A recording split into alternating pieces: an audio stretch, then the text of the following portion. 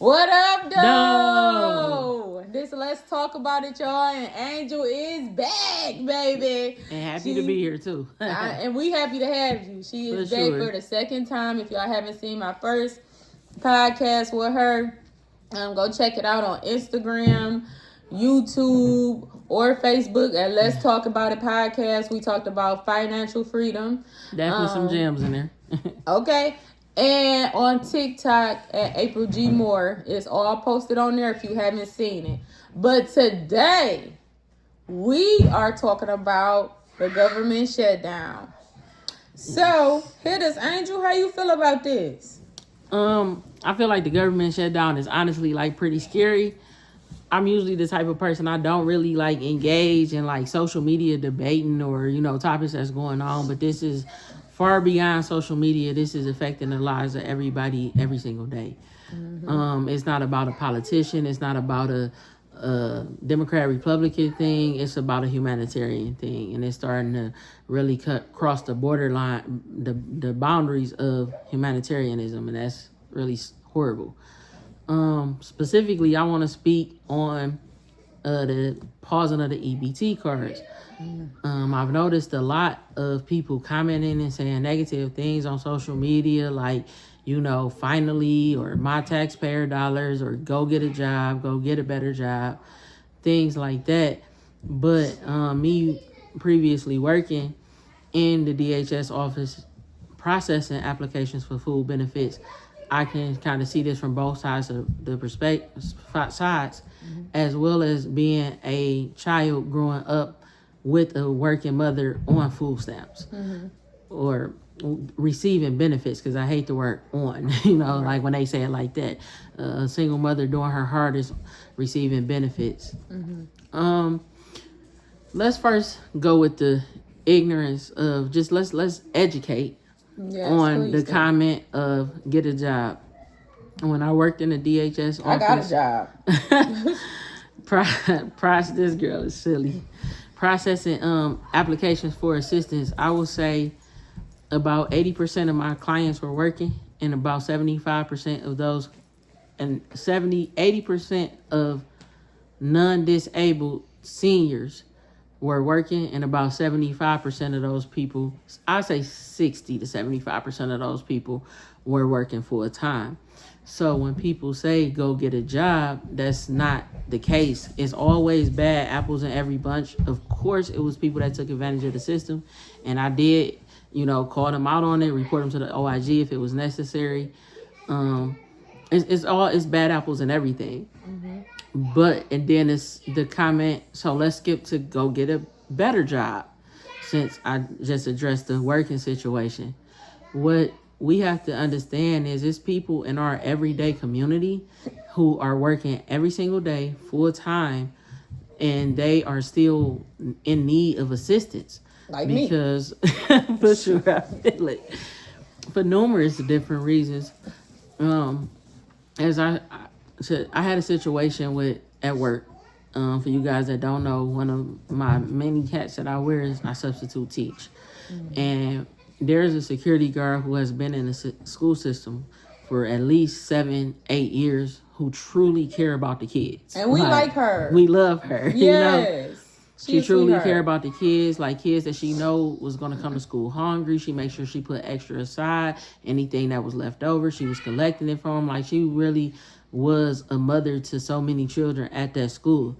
And unfortunately, I found out yesterday that she's having to leave her job due to needing better benefits along with better pay, but primarily she needs healthcare benefits at the age she's starting to become. So even with Medicaid and healthcare, we have somebody, she works 5 days a week. She gets there before the teachers, before all of the staff. She stays after the staff, and she doesn't even have healthcare. The pay that she has, she still qualifies for benefits. And this is someone that's going and showing up every day to keep our children safe. Myself, substitute teaching is more of a hobby. It's not my primary source of income. On my substitute salary, I would qualify for benefits if I was solely substitute teaching. So when people say go out and get a better job, imagine if all of the substitute teachers went and got a better job. If we all became teachers, principals, administrators, superintendents, then when your child's teacher is absent, you would have to call off from your better job to go with it. and stay at home with your child because the teacher is not there. Our lunch aides in our lunchroom, a lot of those people there, they work 2 hours a day, making anywhere between $10 an hour to no more than like $14, $15 an hour, and they only working 2 to 4 hours a day. Those people qualify for assistance. But if they went out and got a better job, who would be there to feed our children during the school day? Our direct care workers, they're making $11, $12 an hour. These are the people that's taking care of our mentally ill, our physically ill. They qualify for benefits. What happened if they went out and got a better job? So when we say these things, it's not about people going to get a better job. Even the people at Walmart, Meijer, do you guys want to go out and grow your own food? No, you don't.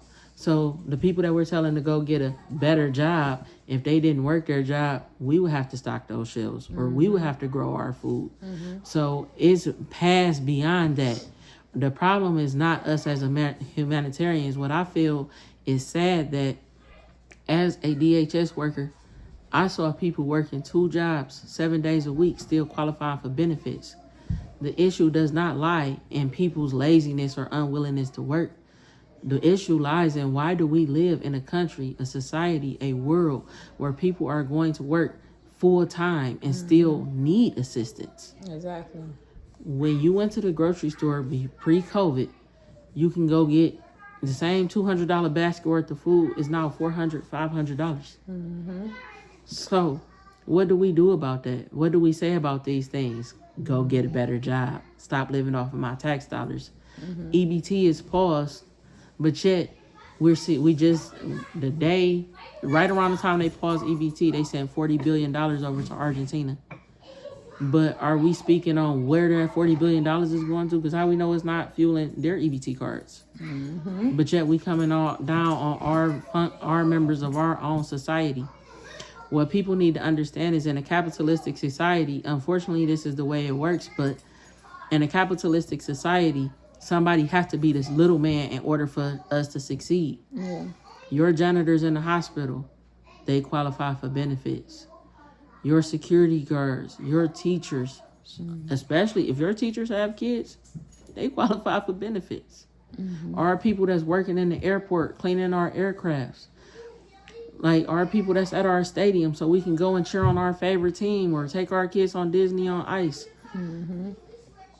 They all qualify. Even people of society that clean up our streets, city workers, all of these people that work seasonal jobs, that's important. We need lifeguards at the pool. Right, because I can't swim. Somebody better save me and my kids. There's so many all in it, and me too if the water gets because I can swim just enough. Just enough. That tide gets coming. Oh, we go. Nothing. So and what people have to understand, I'm a single mom with 3 kids and have 3 sources of income, right? But it's still hard out here for me, and I have boys, so all they do is eat all day long. It's not that I'm trying to live off the state or do anything like that, because I never mind working. But sometimes people still just need that extra help. When I go to the store, I was getting, thanks to Trump, I have to say I was getting a really decent amount for a while on my EBT card. And that still wasn't enough to last me the whole month. I'm like, oh, we Gucci when they told me how much I was going to receive. But when I went to the store and started grocery shopping, I'm like, I don't know, dog. Like, it seemed like it was enough, but I don't know. Like, that last week, and a lot of people like, oh, well, you shouldn't be dependent on the state to totally feed your kids or take care of your kids. Well, the state shouldn't be depending on me to pay my taxes every 2 weeks when I get my check, every check. But it's not that you're depending on the state to take care of your child. You just need that extra help. I've never not worked. The only times I took off of work is when I had my For kids real. and I was on maternity leave. And we worked multiple jobs. Multiple jobs. I worked 3 jobs, 90 what hours a was week it? Was sometimes. Jakari or 80 hours a Julian? week sometimes. I think it was Julian that I worked up until the last 5 days before I was due. For real. And the only reason I didn't work, girl, you are going to die. She's gonna fall. The only reason I didn't work longer than that because 2 of the days was a weekend, and then I had my C-section scheduled. So I don't want to hear nothing about, oh, people lazy, get up and work, tax. You gonna pay them taxes regardless. So guess what? Them tax dollars, not that he didn't did whatever he did with the EBT, we still gonna be paying the same amount in taxes that we was paying before. They ain't about to cut it down. Stop acting like your tax dollars is doing da da da da. You ain't seeing that. You're not gonna see that money regardless, baby. You not. And I just feel like we have to understand everything is going up. Bills, Everything. gas, rent, mortgage payments, taxes, all that stuff is going up. So that's constantly more and more money that's being spent out on bills. But your job is not giving you no type of raises, no type of bonuses, and you still have to try to maintain everything off that income that's not increasing, but everything around you is increasing. So people do need a little bit of help. I feel like people have to have more empathy and sympathy on people that's collecting benefits, because it's hard out here for people. And then another thing, people want to say, why do people keep having kids and knowing that they can't afford it? I didn't know that a pack of meat was going to be $15 6 years ago when I had my child. I didn't know that. I didn't know the price of living was going to be as high as it is now 6 years ago when I had my last child. And I didn't know that I was going to be separated from my husband either. So I was dependent on that to income home when I did have all of my kids. You can't tell nobody how many kids to have. God did tell us to be fruitful and multiply, and that he will supply all my needs, okay? Sometimes God supplying your needs is me getting a bridge card, okay? Stop being judgmental, because you don't know. You're not walking in that person's shoes. You don't know why they're living the way they're living. You don't know why they're on a low income side. At the end of the day, the rich is getting richer and the poor is getting poorer. They want us to work these jobs and spend our life in these jobs where we can't even really raise our kids because we at work all the time trying to make the money to pay the bills and stay above water. And then stuff is constantly going up and up and up. And then you're trying to pick up either extra jobs or extra hours on your job. Or door dashing. And all of this is taken away from family. And I feel like that's what it really boils down to. Whoever came up with a work week is Henry 5 days. Henry Ford? Yeah, Henry Ford came up with the 40-hour work week. I thank God he ain't here no more, because if he was, he wouldn't be here no more. Okay? I feel like that's one of the most selfish things a person could have came up with, and it's only to make the rich richer, right? Because we're in there working them jobs. CEOs and all that stuff, and the big people, they ain't working 5 days. They ain't in there busting their butts, working 12 and 8 and 10-hour shifts. They're at home with their families. They're taking us away from our families, and they're going to take the more benefits they could take from us, the more that they can make us slave for them. So that's just my opinion on it. What you think?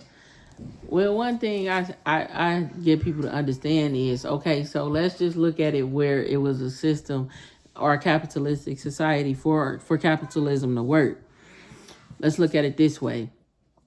If you go to Target and you have your grocery guy, and for him to make a living wage, and we're supposed to get married, have kids, buy a house, all of these things. Because remember, somebody has to do this job. And people could say, oh, that's a job for a teenager. We don't have enough teenagers anymore. Like, we aren't reproducing at the rates that our parents are, where it's 5 and 6 kids in a family. So you can say, oh, that's a job for teenagers, or oh, that's a job for college kids, or oh, AI is already taking a lot of the jobs. So the ones that are left, we don't have that to fill it. So just say our Target stock person that we need him to put the groceries on the shelf. We need toilet paper to be on the shelf.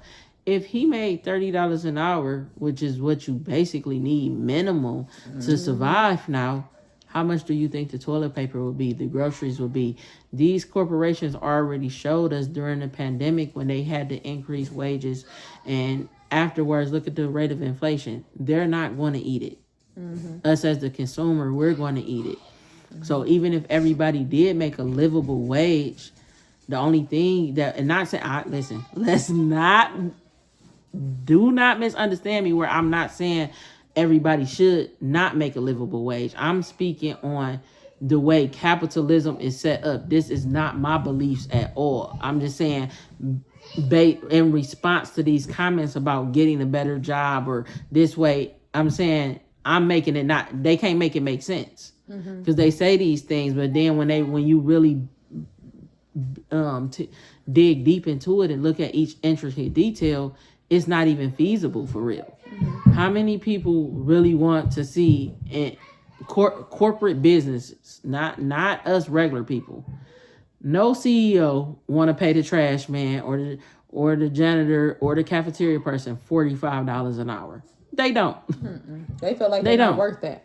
So the way our capitalism work is either the corporations, EBT cards, in my opinion, is a government subsidy for a lot of businesses.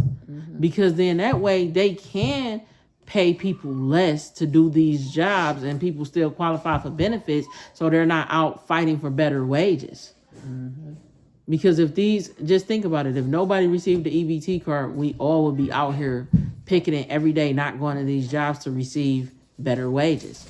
So it's really the big corporations that benefit the most off of EBT cards in more ways than one. Number one, they're getting spent at the big corporations, and number two, the big corporations get to pay their employees less than livable wages, and they qualify for benefits. So the government subsidizes their pay, their lack of pay. Just to better say that. So I just say this.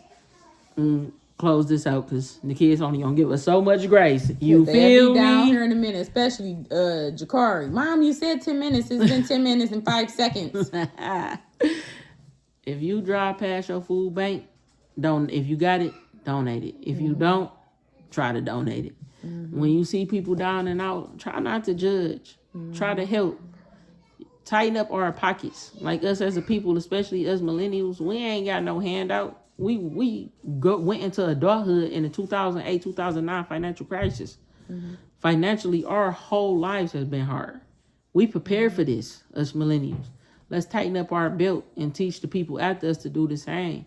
And like right now, they cutting off stuff. The government shut down. Like the one lady said, let's close up our pockets. We still going out buying Halloween candy and costumes and all these things. I'm guilty of that myself. Not me. I ain't bought nothing. Oh yeah, I did buy some candy for the house. $4.3 billion was spent in costumes alone. That's not decorations. That's not candy. That's not pumpkins. That's nothing. And y'all would rather go do all of that for one day to see, I love my kids having fun. So, hey, but y'all get what I'm saying. It's people that's doing this that don't have kids. But then you got a problem with people eating, though. I'm confused. I'm confused, too. So I say this to say, man, watch your budgets, tighten up your money, look at every dollar you spend. The best lesson she taught me, I always say this, is to keep your cash in your hand. So you physically watching you spending it. Because when you got it in the bank, just be real. Y'all be like, swipe, I know it's in there. Tap. Or I know it's around that point. Like if you go and you spend $3 and you got 10 in there, you're not looking at the $3.90 leaving. But when you got cash, you like, all right, if I spend this, then I only got this. But the debit card mentality give you, I know it's in there, and you swiping. So that's a big lesson y'all can take from her. One of the best financial lessons that I ever received from her, for real. Tighten our budgets, coupon, help each other. Courtney big on that. She always got a coupon for something. For real. I love it. Live together, community meals. Let's get us some gardens. Yes. Some trees, some fruit trees. A cow or two. Facts. Deer. Eggs. John. Get us a deer. He hate me. He ain't Learning gonna how get to no deer. fishing. Do all of those Yeah. things. And let's stop wrapping our mind around capitalism and start wrapping our mind around what you said about the jobs not being taken away from our family. Yes. Thank you, Angel. What up, though? Thank you for joining us again on Let's Talk About It. Y'all follow us on Instagram, YouTube, Facebook at Let's Talk About It Podcast, TikTok at April G. Moore. And we'll see y'all on the 2nd to warm up the D. If you have anything to contribute, toys, blanket, clothes, make sure they're gently used clothes, no holes, no stains. Not Lenny Dub. It's about to get cold in all Michigan. of that stuff. Let's warm up the D. We'll be at the Cass Corridors November the 2nd at 4 p.m. Beat us there. Don't meet us there. Let's talk about it. Listen, I'm going to say this because she always say follow us. Don't just follow, share. Yes. Go on there right now. Comment. And share, like, comment, interact. Let's get this word out. I appreciate y'all. Have a good night.